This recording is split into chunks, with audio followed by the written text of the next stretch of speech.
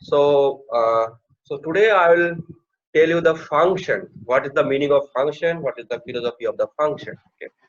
So I hope all you know that main. What is the meaning of main? Main is also a special type of function. Okay. So my next slide will present you how I visualize the function. Okay. So suppose I have one big problem. That problem, the task, problem of the task may be too complicated, and I cannot solve this task in one shot from starting to end. Okay. So, uh, so what is the better option? Better option is I have to divided this task into multiple subtasks. Okay. So these are the subtasks. So how I divide this subtask? What is the basic rules of creating this subtask?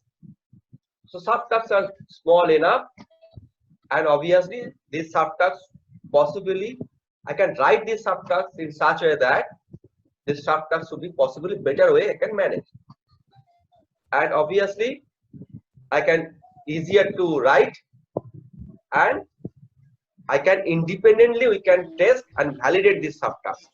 Fine, that I have written in this slide. So that I told you that small enough, possibly better to manage, easier to write, and independently we can test or validate the subtask.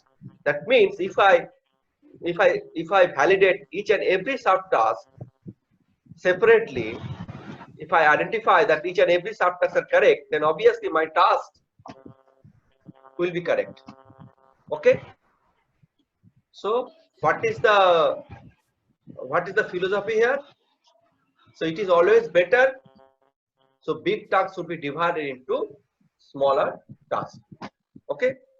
So now, uh, so what I am telling you, it is basically tasks are divided into smaller subtasks. So it is philosophically called sometimes divided and conquer approach. Fine. So what is the meaning of this? What is the definition? The problem is divided into smaller sub problems, and then each problem is solved independently. So it is easier to implement, and it is easier to test or verify. So up to this slide, I hope the philosophy of task and subtasks are clear. Am I right? Is there any doubt? No. Okay. So now I'll tell you. I'll maybe next slide. I'll show you how I converted this task and subtasks to the functions. Okay. So this slide is basically definitions of the some philosophy of the function. I already told you that a function is a block of code that performs a specific task. And in graphics, suppose I create some smaller rectangle or circle, and I have to color that circle. So I have to create two separate tasks or two separate functions. Okay, so one for create a circle function, another one is called color functions. So from main, I can create two separate subtasks or two separate functions for creating a circle function, and one is create a color function. Okay, so if you see this figure, this is the program. Yes, this is the main program. I can write so many lines here, and from this main program, I can call or I can create separate subprogram, and this subprogram is called functions. Fine. So now, so now maybe suppose I write a one function one, and then maybe I can write a separate sub-function. So what is the meaning of these two color line? Anybody have any idea? Can you tell me? What is the meaning of The these two function lines? is returning. Yes. So the first between function and name. Calling the function and returning the value.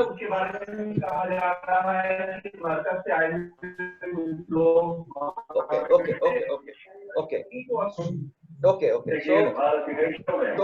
So this means what I am telling you, main called function, okay, and obviously after executing of all the tasks, all the subtasks of this function one, they should be returned to somewhere. Okay, so where it will return? So just after the point from where it is called. Yes, so if I called from this point, so after executing all the subtasks of this function one, then you will return to the where I am called from this point. So it will return Main after function. this point, or maybe sometimes return in this point also. Okay, so one is called, another will return from the function. Okay, so now question is, what is the meaning of this? I'm telling another way. So this big function, this big main program, pass something to the subtask, and they do something, execute something, and give back something to the main function. Clear? So obviously I'll pass something, or I'll call, when I call this function one with some parameters, fine, and after I execute all the tasks, subtasks, I'll return whatever. Suppose I call add function, after adding the values, I'll return to the what is the summation of that add function, fine. So in this way also the function n, maybe function will do the function n will also do the same way.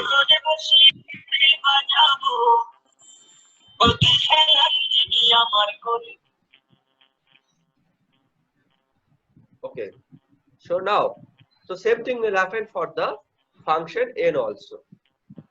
Okay, so now what I am telling you here, so what they will what value they will pass to the function one. So check it here.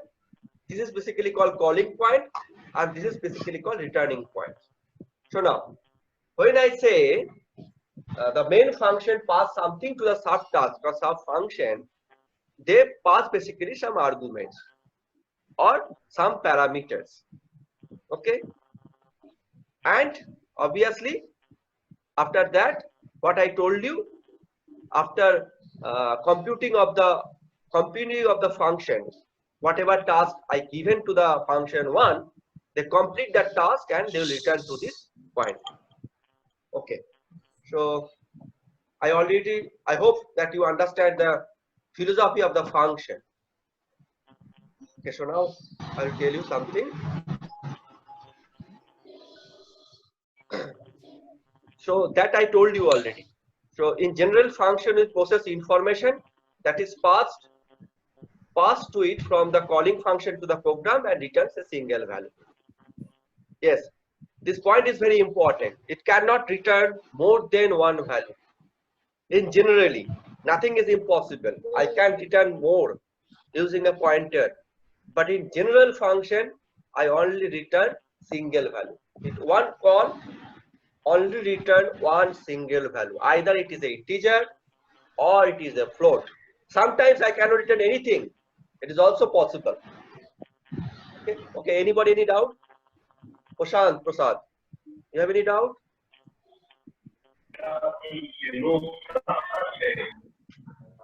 I'm not getting your sound. Please repeat your question.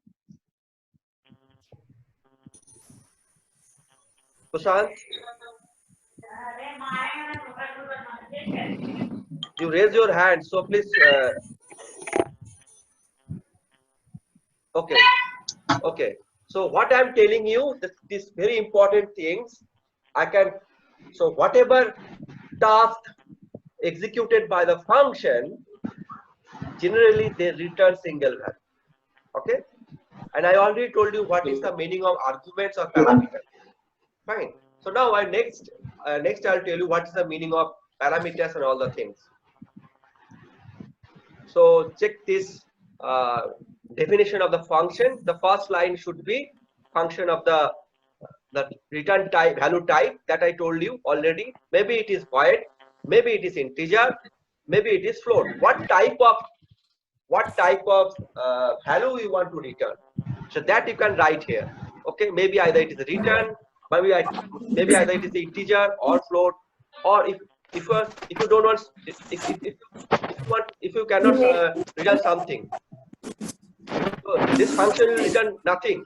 Then in that case it should be void. So now this one should be the parameter list, and whatever function, whatever task you want to complete, that you can write here. Okay, clear? Up to this slide, is it okay, or is there any doubt? Anybody? Is it okay? So, Hello. So can we declaration can be done outside main? Declaration can be done outside of the main. Yes. I'll show you. I'll execute one code. Okay. So this is basically a defining what is the function, how I write a function, that I'm telling you. How I write a code, later I'll tell you. Okay. So I keep this slide for time being. Check it, this program. Okay, this is the factorial program. I hope all you know what is how I compute a factorial function. Yes, am I right? So this is the main function. Okay, it is a void. So here I define an integer variable n. Then I am to factorial of 10 numbers. 10 numbers means I I call factorial function 10 times. Maybe I call from here I'll call factorial 2. So what it will do, this factorial function compute factorial of 2. 2 means, what is the factorial of 2? It is 2. If it is 3, then it will compute the factorial of 3. It is a 6. So this program, if you see this program, check it here. Here I write a small for loop, and inside the for loop I call the factorial function. Okay. So if you see this, check it here. There's a one variable n, and there's another variable. It is m. So this m is basically called here actual parameters, and this m is basically called a formal parameters. Okay. And what is the meaning of in? This function basically return integer value from this call function to the calling function. Okay, is it clear? Is it clear? Yes. Hello.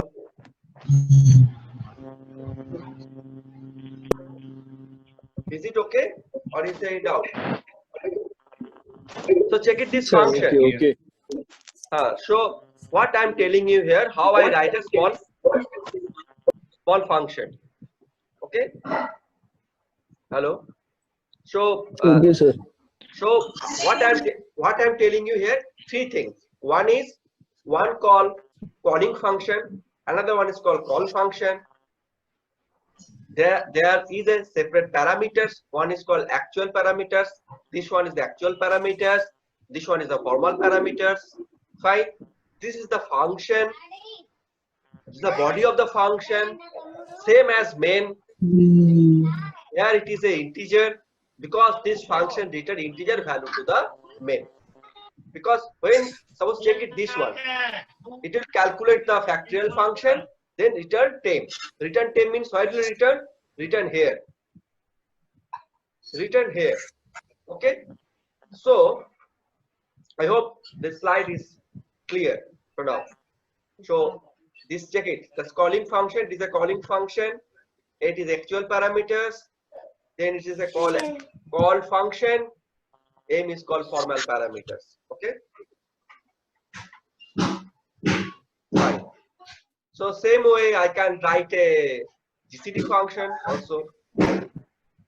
Okay, so I hope now you understand what is the meaning of actual parameters and formal parameters. So can I show you one sample code? Okay, so now I'll show you a sample code, one sample code.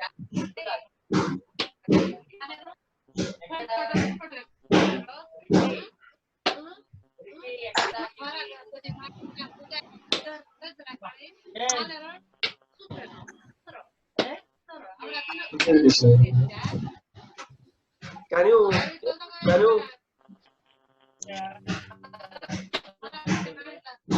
so now can you see the code?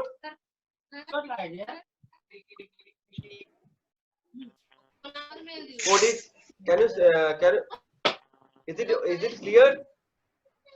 No, sir. Which screen you are checking now? So not clear. The folder. So not clear. Okay, this code is okay. Now I'm telling you this what you are visualizing now in your screen. Zoom it. What you are visualizing now? What is your screen showing now? What The sample? compiler. So the code. One sample code. As Yes. a code. One sample code. Factorial, sir. Factorial code. Factorial code. Yes. Factorial. Okay. So now check it. What I have read. What I have written. Check it first. It is. I hope you know. This is stdio.h. Then I define the factorial function. So it is an integer. Factorial name of the function, and then obviously the parameter should be integer. Here I write a one parameter because I only call one value from the main function. That's why I write a integer. Maybe I can write multiple integer here, integer comma integer. If I pass multiple parameters from main function to the factorial function. Okay. So it is a void function, void main function. So here I call k is equal to factorial n, means after return from the factorial function, whatever value return, this temp return to the k. So whatever value factorial is calculated here, that is equal to k. Fine. So same thing. So so here what I written, a scanf one value I have taken from the keyboard. Then I call this function n. It is basically called actual parameters. I told you already. Ankit Rai. Yes. Any question? So what is so int factorial int, and again we have declared int factorial int m. What is the difference in both of them? Which one? Okay. So the second line and 14th line. Second line. Okay, I am defining the function. Suppose it is before you can start the function. It is better way. You have to define the function before main. This means that I want to create a one function. Name is factorial. It return integer value and it will pass parameter. The parameter type is integer type. Am I right? And the same thing I've written here different way. So I called here, I defined here the factorial function, and that function I have written here integer factorial, but check it here with parameters. If you will not define here, it also works, but always it is better you define the functions before main. Clear. Okay, sir. So if you delete this line, it will execute. But it is better to define whatever function you are writing you define here after the stdia.h, after the header files. Clear? So what I am doing here? So I'll simply it is a factorial, check it the same function name, and function name is same. It is actual parameters and the formal parameters. Okay, what is the difference between this n and m? M is basically here is local variables. Local variable means after I execute, when it will return from the main function from factorial, this m value, the variable of the m is deleted from the memory locations. Yes, sir. This m is locally, or this m is only valid for this execution time. Okay. I hope it is clear. This I, this temp, these are the local parameters. And when I call from this factorial function to the main function, these variables are deleted from the memory. Okay, so now I can execute this code. I can execute this code now.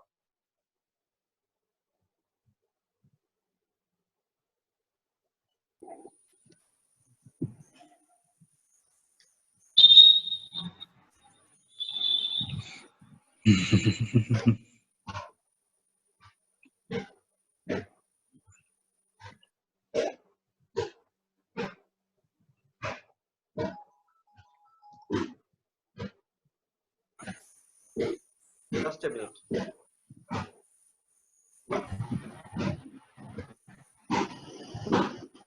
So now, so which screen you are visualizing? So one terminal, yes. Terminal, yes. So now. Yes, sir. So now, so I already shown you that code. So now I am trying to execute that code.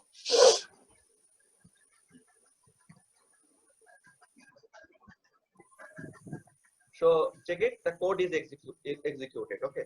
So maybe today or tomorrow, maybe I'll show you one GDB, using GDB how I executing this code. That I'll show you the next class. Fine. So now again I'll show you. I'll share you the presentation.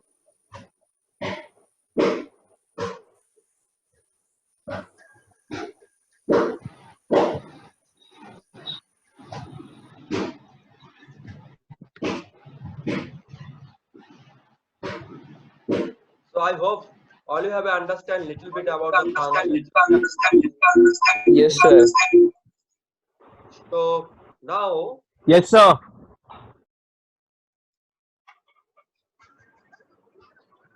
so this is the another example of the function. I hope you all know the NCR function. What is the NCR? Factorial n. Yes. Divided by By factorial R factorial. n minus r. Yes, am I right? Yes, So sir. if you see this function, check it here from main function. Before the main function, I'll call two separate functions. One is NCR, another one is fact. Fine. So before that, check it here.